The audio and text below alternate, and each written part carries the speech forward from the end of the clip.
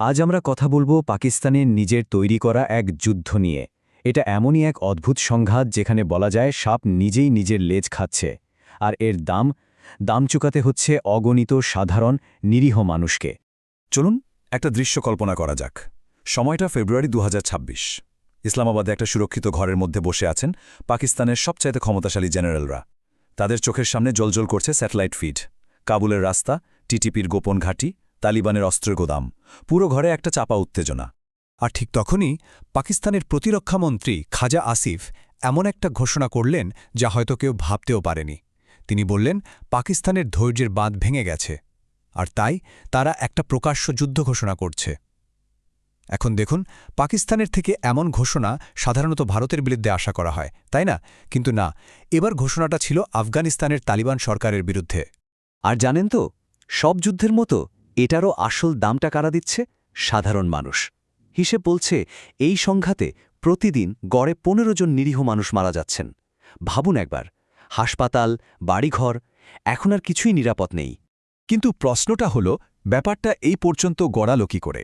যে তালিবানকে পাকিস্তান দশকের পর দশক ধরে নিজেদের সন্তানের মতো করে পুষেছে, তারাই কিভাবে পাকিস্তানের জন্য সবচেয়ে বড় দুঃস্বপ্ন হয়ে উঠল? চলুন এই জটিল ধাঁধারই উত্তর খোঁজার চেষ্টা করা যাক। এর শুরুটা বুঝতে হলে আমাদের একটু পেছনে ফিরে তাকাতে হবে। দেখতে হবে কিভাবে পাকিস্তান একটা কৌশলগত অস্ত্র হিসেবে এই শক্তিকে নিজেরাই তৈরি করেছিল। দেখুন, ঘটনাটা শুরু হয় সেই ১৯৯৪ সালে। পাকিস্তানের গোয়েন্দা সংস্থা মানে আইএসআই মোল্লা ওমর নামে এক মাদ্রাসা শিক্ষককে টাকা, অস্ত্র, ট্রেনিং সব দেয়। আর তার ফল, মাত্র ২ বছরের মাথায় ১৯৯৬ সালে তালিবান কাবুল দখল করে নেয়। এখানেই শেষ না। ২০০১-এ আমেরিকা যখন তালিবানকে ক্ষমতা থেকে সরায়, তখনও কিন্তু পাকিস্তান গোপনে তাদের সাহায্য করে গেছে। আর ২০২১-এ আমেরিকানরা চলে যাওয়ার পর পাকিস্তানের তৎকালীন প্রধানমন্ত্রী ইমরান খান তো রীতিমতো উৎসব করেছিলেন, বলেছিলেন এটা নাকি পাকিস্তানেরই জয়। তো পাকিস্তানের এত কিছু করার পেছনে কারণটা কী ছিল?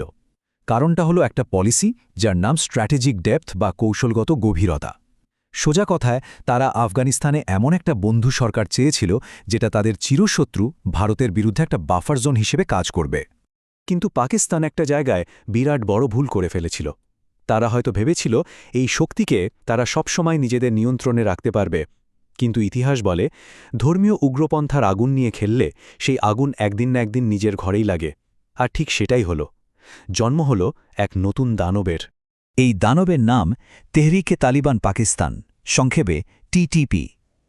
এরা কিন্তু আফগান তালিবানেরই অংশ ছিল, তাদের সাথেই লড়েছে। কিন্তু যখন পাকিস্তান আমেরিকার সাথে হাত মেলাল, তখন এরা বেঁকে বসল। তাদের এখন একটাই লক্ষ্য, পাকিস্তানের সরকারকে ফেলে দিয়ে সেখানে শারিয়া আইন চালু করা। এই টিটিপি যে কতটা ভয়ঙ্কর হতে পারে তার সবচেয়ে মর্মান্তিক প্রমাণটা পাওয়া গিয়েছিল ২০১৪ সালের ডিসেম্বরে পেশোয়ারের আর্মি পাবলিক স্কুল। সেদিনও আর ১০টা সাধারণ দিনের মতোই ক্লাস চলছিল। বাচ্চারা পড়াশোনা করছিল। হঠাৎই গুলির শব্দে সব তছনছ হয়ে গেল। টিটিপি জঙ্গিরা ক্লাসরুমে ঢুকে বাচ্চাদের ওপর নির্বিচারে গুলি চালাল। সেদিন ১৩৫ জন নিষ্পাপ শিশুর জীবন চলে গিয়েছিল। এটা ছিল পাকিস্তানের ইতিহাসের একটা কালো দিন। আর এই দিনটাই চোখে আঙুল দিয়ে দেখিয়ে দিল যে পাকিস্তান যে আগুনটা জ্বালিয়েছিল, সেই আগুনে এখন তাদের নিজেদের ঘরই পুড়ছে। আর আজ পরিস্থিতি এমন দাঁড়িয়েছে যে পাকিস্তান নিজের পাতা ফাঁদেই আটকে গেছে। এমন এক উভয় সংকট যেখান থেকে বেরোনোর কোনো সহজ রাস্তা খোলা নেই। ২০২১-এ আফগানিস্তানে তালিবান আবার ক্ষমতায় আসার পর পাকিস্তানে টিটিপির হামলা যেন দাবানলের মতো ছড়িয়ে পড়ল। এই চারটা দেখুন, পরিসংখ্যানটা ভয় ধরিয়ে দেওয়ার মতো। মাত্র ১ বছরের সন্ত্রাসবাদের কারণে মৃত্যুর সংখ্যা প্রায় দ্বিগুণ হয়ে গেছে। বোঝাই যাচ্ছে পাকিস্তান কি সাংঘাতিক একটা সংকটের মধ্যে পড়েছিল। তো পাকিস্তান এখন আফগান তালিবানকে বলছে, তোমাদের দেশে বসে টিটিপি হামলা চালাচ্ছে, ওদের বিরুদ্ধে ব্যবস্থা নাও। কিন্তু তালিবান পড়েছে এক অদ্ভুত ফ্যাসাদে। তারা যদি টিটিপির উপর চাপ দেয়, তাহলে টিটিপির হাজার হাজার যোদ্ধা দল ছেড়ে তাদের সবচেয়ে বড় শত্রু আইসিএসকেতে যোগ দেবে। আর সেটা হলে আফগানিস্তানের জন্য বিপদ আরও বাড়বে। মানে পরিস্থিতিটা একবার ভেবে দেখুন, পাকিস্তানের সবচেয়ে বড় শত্রুকে এখন পাহারা দিচ্ছে পাকিস্তানেরই সবচেয়ে পুরনো বন্ধু। কি অদ্ভুত পরিহাস, তাই না? ঠিক যেমনটা পাকিস্তান একসময় ওসামা বিন লাদেনকে লুকিয়ে রেখে আমেরিকার সাথে করেছিল। এই জটিল পরিস্থিতিটাই আস্তে আস্তে সংঘাতটাকে একটা পূর্ণাঙ্গ যুদ্ধের দিকে নিয়ে গেল, এমন একটা জায়গায় যেখানে আলোচনার আর কোনো পথই খোলা ছিল না। ২০২৫ সালের অক্টোবরে টিটিপির একটা হামলায় ১১ জন পাকিস্তানি সৈন্য মারা যায়, আর এর জবাবে পাকিস্তান যা করল তা ইতিহাসে আগে কখনো ঘটেনি। তারা সরাসরি কাবুলে এয়ার স্ট্রাইক চালালো। এরপর তো শুরু হয়ে গেল হামলা আর পাল্টা হামলার খেলা। পরিস্থিতি পুরোপুরি নিয়ন্ত্রণের বাইরে। আর শেষমেশ ফেব্রুয়ারি 2026-এ পাকিস্তান প্রকাশ্য যুদ্ধের ঘোষণা দিয়ে বসল। আর এই যুদ্ধের সবচেয়ে করুণ, সবচেয়ে মর্মান্তিক ঘটনাটা ঘটেছিল 16ই মার্চ। সেটা ছিল পবিত্র রমজান মাস। কাবুলের কাছে উমিড এডিকশন ট্রিটমেন্ট হাসপাতাল।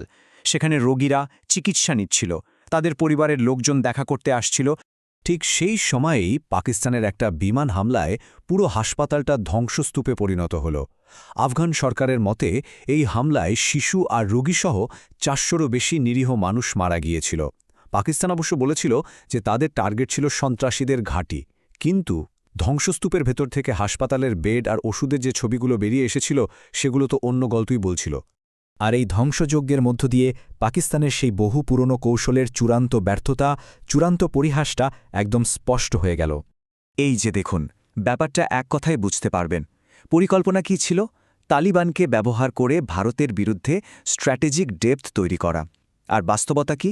সেই তালিবানই এখন ভারতের সাথে ব্যবসা বাণিজ্যের চুক্তি করছে, ভারতীয় কোম্পানিগুলোকে ডেকে আফগানিস্তানে কাজ দিচ্ছে। এই পরিস্থিতিটাকে খুব সুন্দরভাবে একটা বাক্যে বলা যায়। পাকিস্তান একসময় যে আগুনটা জ্বেলেছিল, এখন সেই আগুন নেভাতে গিয়ে তারা পুরো আফগানিস্তানকেই জ্বালিয়ে দিচ্ছে। এই যে একটা চক্র চলছে, এর শেষ কোথায় তা হয়তো কেউই জানে না। কিন্তু একটা প্রশ্ন থেকেই যায়, এই ভয়ঙ্কর কৌশলগত ভুলের মাসুল আর কতগুলো সাধারণ নিরীহ মানুষকে তাদের জীবন দিয়ে চুকাতে হবে?